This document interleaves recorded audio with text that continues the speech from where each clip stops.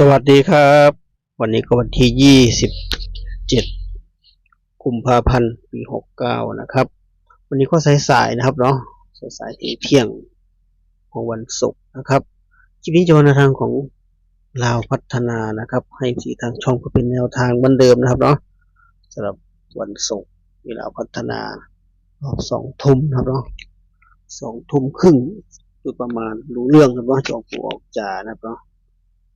ก็ส่วนคอฮานอยก็ลงให้แล้วนะครับเนาะช่วง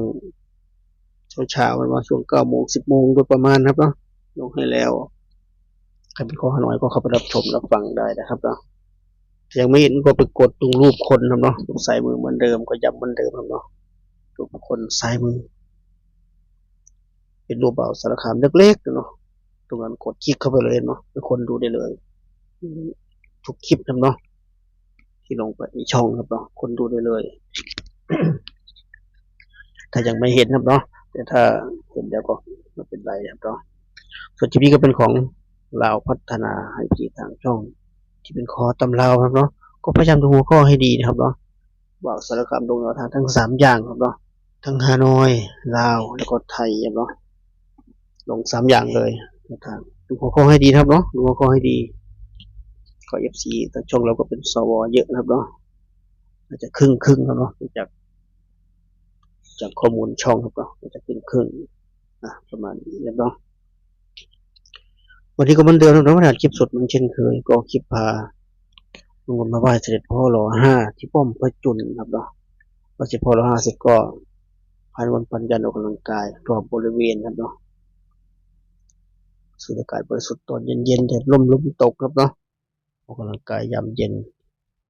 ที่บ้านก็เล่นเต็มมือถือครับเนาะแยกไม่ได้ต้องออกนอกบ้านครับเนาะจะได้ว่างๆจะได้ปัจจัยออกกำลังกายบรรยากาศดีมากครับเนาะแถวป้อมพระจุลก็ย้ำเหมือนเดิมเนาะสายรักธรรมชาติก็แนะนำนะถ้าอยู่ใกล้แถวนี้เนาะอยู่ใกล้แถวนี้มาได้เลยเนาะแถวนี้เขารู้กันเนาะแถวนี้เขารู้กันประมาณนี้ครับเนาะร้านอาหารบริการด้วยครับเนาะร้านเขาไปนั่งทีครับเนาะช่วงรับปริญญาไม่รู้ช่วงไหนครับเนาะพวกน้องๆนักศึกษาเรียนจบใหม่ก็มาถ่ายรูปเป็นที่ระลึกเยอะครับเนาะแถวนี้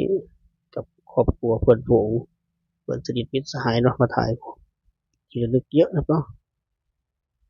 ก็ถือว่ามาเที่ยวกันในแนวทางผู้เรียนในตัวเหมือนเดิมครับเนาะที่แนวทางเหมือนเช่นเคย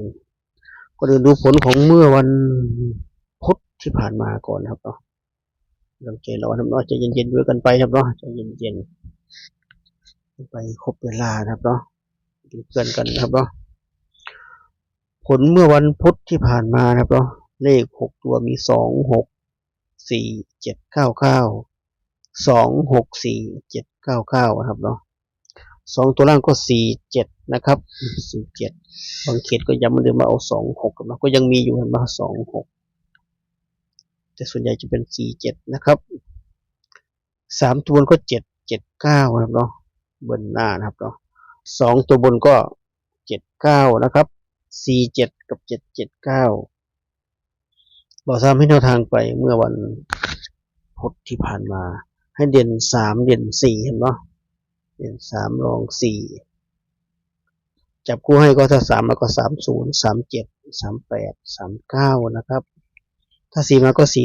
47 48 49ก็เข้าที่47ตรงๆครับเนาะเที่ยวนี้ไม่พลาดครับเนาะเลขเด่นเราเดินดีมาหลายงวดติดครับเนาะ5 6 7งวดเนาะเลขเด่นจับคู่ไม่แม่นครับเนาะจับคู่ไม่แม่นเลยวันนี้ไม่พลาดครับเนาะวันพุธที่ผ่านมาไม่พลาดจับคู่ให้47ตรงๆครับเนาะเข้า47ตรงๆจับคู่ให้40 47 48 49นะครับแต่เสียดายตอนเน้นมันเน้นผิดตัวครับเนาะเน้น37 38แล้วก็47ครับเนาะ48ครับเนาะไม่ได้เน้น47ครับเนาะเสียดายจริงๆเป็นชุดเน้นครับเนาะชุดเน้นเข้า47ครับเนาะก็เพิ่งประกบคู่เข้าครับเนาะแต่ก่อนเข้าที่เลขเด่นเนาะเลขเด่นเดินดีเนาะเดินดีมากใครไม่ชอบที่เบาซ้ำจับคู่ให้ก็อย่างที่บอกไว้นะครับเนาะเอาเลขเด่นที่เบาซ้ำจับมาให้2 คู่หาตัวประกบได้เลยนะครับเนาะหาตัวประกบได้เลย ถ้าไม่ได้ผิดพลาดมีลุ้นแน่นอนครับเนาะก็เป็นไปตามคาดนะครับมาถึงพุธที่แล้วเนาะวันนี้ก็เหมือนเช่นเคยครับเนาะก็เหมือนเดิมซื้อ72ตัวนี้ไว้ครับเนาะถ้าไม่ได้ผิดพลาดมีลุ้นอีกแน่นอนครับเนาะวันนี้เด่น7เด่น8ครับเนาะเด่น7เด่น8ครับเนาะซื้อ72ตัวนี้ไว้ครับเนาะถ้าไม่ได้ผิดพลาดมีลุ้นอีกแน่นอน2ตัวนี้นะครับเนาะ2ตัวนี้ไว้เราทำจับคู่ให้หลักละ4คู่ครับเนาะหลัก7ก็4คู่หลัก8ก็4คู่ถ้าอยู่ฟังประจำเราจะดูที่ดูประจำเราจะดูออกครับว่าถ้าเราทำจับคู่ไม่แม่นเราทำบอกประจำว่าหาตัวมาประกบได้เลยนะครับเนาะถ้าว่าเบาทำจับคู่แม่นหาตัวมาประกบได้เลยหาได้มาจากไหนก็แล้วแต่ครับเนาะทำเองได้หรือว่าหาจากอาจารย์อื่นเซียนอื่นมาประกบนะครับเนาะมีลุ้นแน่นอนนะครับเนาะมีกำไรแน่นอนถูกมากกว่าผิดแน่นอนนะครับเนาะหรือว่าหาไม่ได้หาไม่เป็นทำเองไม่เป็นก็ง่ายๆเลยครับเนาะบอซ้ำลงคู่ลงให้หลักละ4คู่ตัดทิ้งให้หมดเลยครับเนาะตัดทิ้งให้หมดเลยเอา6คู่ที่เหลือนะครับเนาะน่าจะเข้าใจครับเนาะ6คู่ที่เหลือจัดเลยโอกาสถูกมีสูงมากครับเนาะมีสูงมากแล้วน่าจะบ่อยฝ่าด้วยครับเนาะประมาณนี้ครับเนาะก็ย้ำเทคนิคครับเนาะเทคนิคไม่ได้ห่วงวิชาเลยนะบอกเทคนิคเลยครับเนาะก็ประมาณนี้ครับเนาะส่วนแบบที่เราซ้ำจับคู่ให้ก็อย่างที่บอกไว้คือถ้าดี7มาก็70 71 72 73นะครับถ้า8มาก็80 81 82 83ทวนอีกครั้งนะครับเราพัฒนาวันนี้เด่น7เด่น8นะครับจับคู่ให้70 71 72 73 80 81 82 83นะครับ8คู่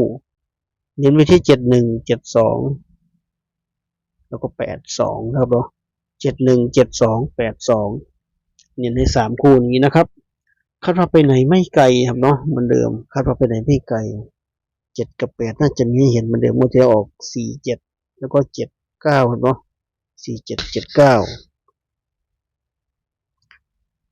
คาดว่าไปไหนไม่ไกลครับว่าวันนี้ไปไหนไม่ไกลคาดว่าเนาะว่าคาดการถูกนะครับคาดว่าไปไหนไม่ไกล7มาทั้งบนทั้งล่างเนาะเมื่อวันพุธครับเนาะอาจารย์อาชีพเด่น7น่าจะไม่มีปัญหาน่าจะกวาดเรียบครับเนาะน่าจะกวาดเรียบวันนี้เป็นไงลุ้นไปด้วยกันครับต้องลุ้นไปด้วยกันก็ประมาณนี้ครับเนาะตัวเด่นตัวนี้ก็คือ71 72 82นะครับ3คู่ว่าเป็นตัวนี้ชอบที่สุดในวันนี้ชุด3ตัวก็มี4ชุดเหมือนเช่นเคยแล้วก็มี471 472 581 582นะครับ4ชุด4ชุดนี้เน้นไปที่471 472แล้วก็581นะครับ3ชุดนี้เป็นชุดเน้นนะครับเนาะประมาณนี้ก็ครบถ้วนครับสำหรับทางของเราพัฒนาวันนี้นะครับเนาะก็เจอคลิปหน้านะครับคลิปนี้ก็สวัสดีครับ